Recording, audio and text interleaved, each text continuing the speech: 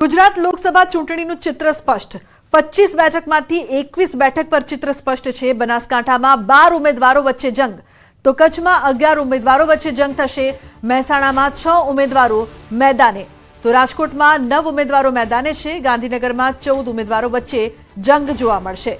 કઈ બેઠક પર કેટલા ઉમેદવાર તેના પર જો નજર કરવામાં આવે તો કચ્છમાં 11, બનાસકાંઠામાં 12, પાટણમાં 10, મહેસાણામાં 6, સાબરકાંઠામાં 14, ગાંધીનગરમાં 14, સુરેન્દ્રનગરમાં પણ 14, રાજકોટમાં 9, જ્યારે જામનગરમાં 14, જૂનાગઢમાં 14 તો અમરેલીમાં 8 ઉમેદવારો, ભાવનગરમાં 13, આણંદમાં 7, ખેડામાં 12 ઉમેદવારો, ત્યારે વડોદરામાં 14 ઉમેદવારો, ભરૂચમાં 13, નવસારીમાં 14, દાદરાનગર હવેલીમાં 5 ઉમેદવારો વચ્ચે જંગ તો પંચમહાલમાં 8, છોટાઉદેપુરમાં 6, દાહોદમાં 9 ઉમેદવારો વચ્ચે જંગ જોવા મળશે। તો જે પ્રકારથી જે બેઠકો છે અને જેટલા ઉમેદવારો મેદાને છે આ તમામ ઉમેદવારો વચ્ચે જંગ જોવા મળશે। તો ગુજરાત લોકસભા ચૂંટણીનું ચિત્ર સ્પષ્ટ છે। તો 25 બેઠકમાંથી 21 બેઠક પર ચિત્ર સ્પષ્ટ જોવા મળી રહ્યું છે, જેમાં બનાસકાંઠામાં 12 ઉમેદવારો વચ્ચે જંગ જોવા મળશે। કચ્છમાં 11 ઉમેદવારો વચ્ચે જંગ જોવા મળશે, જ્યારે અન્ય જગ્યાની વાત કરવામાં આવે તો મહેસાણામાં 6 ઉમેદવારો મેદાને છે।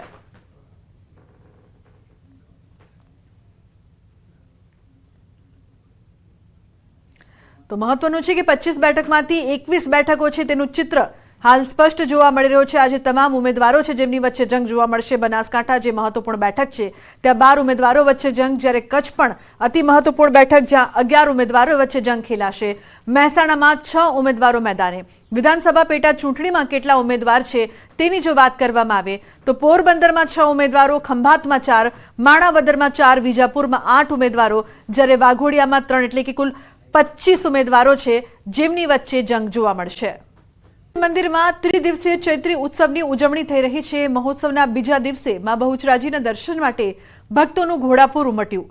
રાજ્યભરમાંથી મોટી સંખ્યામાં ભક્તો માતાના દર્શને આવી રહ્યા છે। રવિવારે મહોત્સવનો પ્રથમ દિવસ હતો, ત્યારે આશરે 2 લાખ શ્રદ્ધાળુઓએ માં બહુચરાજીના દર્શન કર્યા। લાખોની સંખ્યામાં ભક્તો દર્શનાર્થે આવી રહ્યા છે। આકરી ગરમીથી ભક્તોને બચાવવા મંદિર ટ્રસ્ટે વિશેષ વ્યવસ્થા કરી છે। મંદિર પરિસરમાં મંડપ બાંધી જમીન પર કાર્પેટ બિછાવવામાં આવ્યું। મંદિરમાં ઠેર ઠેર પીવાના પાણીની વ્યવસ્થા કરાઈ છે। સાથે જ સ્પ્રિંકલર, ફુવારા, 30 કુલર અને વધારાના 50 પંખાની પણ વ્યવસ્થા કરાઈ છે।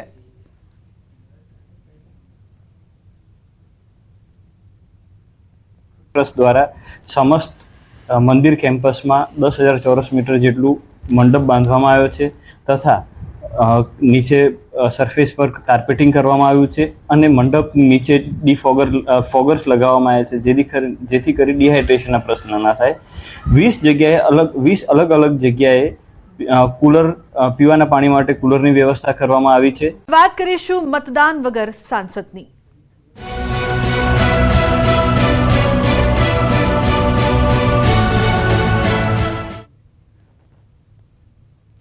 સુરત લોકસભા બેઠક પર છેલ્લા 2 દિવસથી ચાલી રહેલા રાજકીય ડ્રામાનો આખરે અંત આવ્યો છે। નિલેશ કુંભાણીના ફોર્મ રદ થવાથી શરૂ થયેલો નાટકીય ઘટનાક્રમ આખરે મુકેશ દલાલની જીત સાથે પૂર્ણ થયો છે। કુંભાણીના ટેકેદાર બનેવી ભાણિયો અને ભાગીદાર ચૂંટણી અધિકારી સમક્ષ હિયરિંગમાં હાજર જ થયા નહીં અને આખરે ફોર્મ રદ થયું। જો કે ફોર્મ પરત ખેંચવાના છેલ્લા દિવસે પણ ભારે રસાકસીના અંતે તમામ 8 અપક્ષ ઉમેદવારોએ ફોર્મ પરત ખેંચ્યા, જેના કારણે સુરતમાં મુકેશ દલાલે ઇતિહાસ સર્જ્યો અને મતદાન વગર જ ભાજપને પ્રથમ બેઠક મળી ગઈ। જીત બાદ મુકેશ દલાલ પાટીલ સાથે મુલાકાત કરી। CR પાટીલે પણ મુકેશ દલાલને અભિનંદન આપ્યા।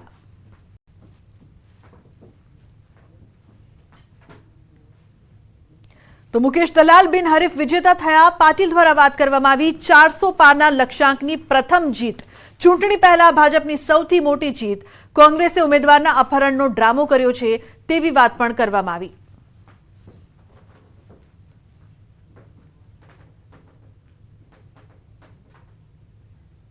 સુરત કલેક્ટર શ્રી દ્વારા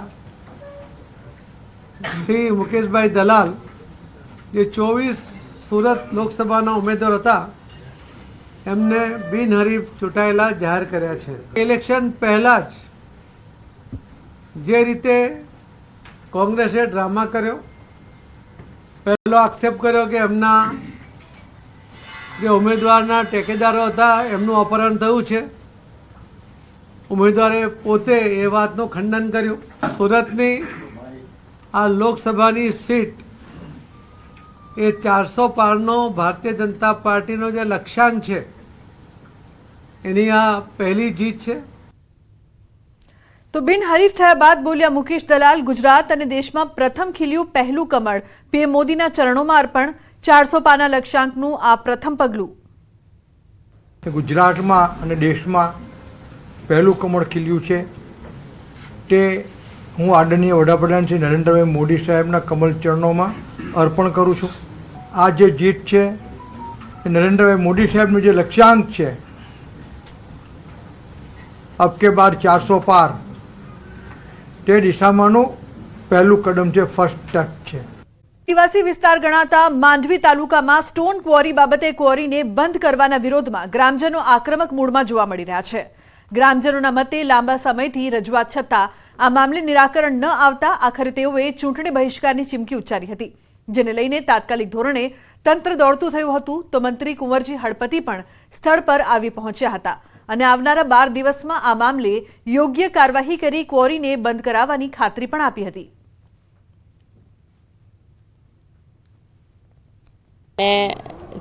આ ક્વોરી બંધ બાબતે 12 દિવસનો સમય આપ્યો છે કે ક્વોરી બંધ કરાવીએ, અને ક્વોરી બંધ નહીં થાય 12 દિવસમાં તો અમે 5, 6 અને 7 તારીખ અમારું અરેઠ ગામ સંપૂર્ણ બંધ રહેશે અને ચૂંટણીનો બહિષ્કાર ગ્રામજનો આખું પૂરું અરેઠ ગામ અમારું સંપૂર્ણ બંધ રહેશે અને ચૂંટણીનો બહિષ્કાર કરવા તૈયાર છે.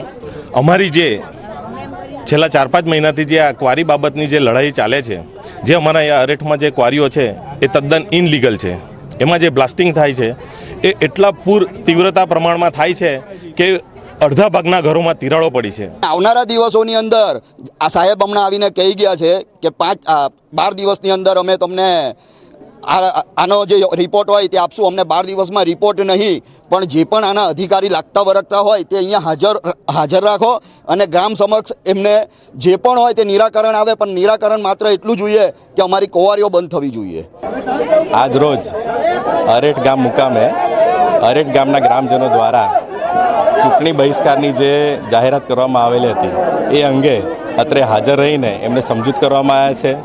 અને અરેઠ ગામમાં જે ચાલતી ક્વોરીઓ હતી કે જેના બાબતે ગેરખનન, માટી ખનન તથા જે ક્વોરીઓમાં ઇલીગલ પ્રવૃત્તિઓ ચાલતી હતી તે બાબતે જે સમિતિઓની રચના કરવામાં આવેલ હતી એની કાર્યવાહી ટૂંક સમયમાં પૂર્ણ થશે એની ખાતરી આપવામાં આવી છે. આજ રોજ અરેઠ ગામની અંદર અરેઠ ગામની તમામ બહેનોની જે માગણી હતી એ માગણી સતત સવારથી સીએમ સાથે સંપર્કમાં રહીને પ્રયત્નો કર્યો છે. કલેક્ટરે ખાતરી આપી છે અને આ તમામ બહેનો મારી પોતાની હોય, મારું ગામ તરીકે અને બહિષ્કાર કરે તો મને પરવડે એમ નહોતું અને એટલા માટે એમને સમજાવવા માટે આવ્યો છું કે ચૂંટણી પહેલાં અમે તમામ કવારીઓ બંધ કરાવીશું. મળશે રાહત. રાજ્યમાં લોકોને ગરમીથી રાહત મળવાની આગાહી. આગામી 3 દિવસ તાપમાનમાં ક્રમશઃ ઘટાડો થશે. પવનની દિશા બદલાતા તાપમાનમાં ઘટાડો થશે. હવામાન વિભાગનું અનુમાન. હાલ હીટવેવની શક્યતા નહીં, તો 3 દિવસ બાદ તાપમાનમાં થશે વધારો. આજે વલ્લભ વિદ્યાનગરમાં સૌથી વધુ 41 ડિગ્રી તાપમાન નોંધાયું છે. તો અમદાવાદનું તાપમાન 37.7 ડિગ્રી નોંધાયું. ગાંધીનગરમાં 37 ડિગ્રી તાપમાન નોંધાયું છે. आने वाले अगले 5 दिन तक शुष्क मौसम का उम्मीद है और तापमान में अगले 3 दिन तक नो लार्ज चेंज है एंड लेकिन उसके बाद 4 दिन बढ़ने का उम्मीद है 2 to 3 डिग्री सेंटीग्रेड. और अहमदाबाद कोई वार्निंग इशू नहीं हुआ है और अहमदाबाद और नियर बाई एरिया में टेम्परेचर जो है 39 डिग्री सेंटीग्रेड के आसपास रहेगा.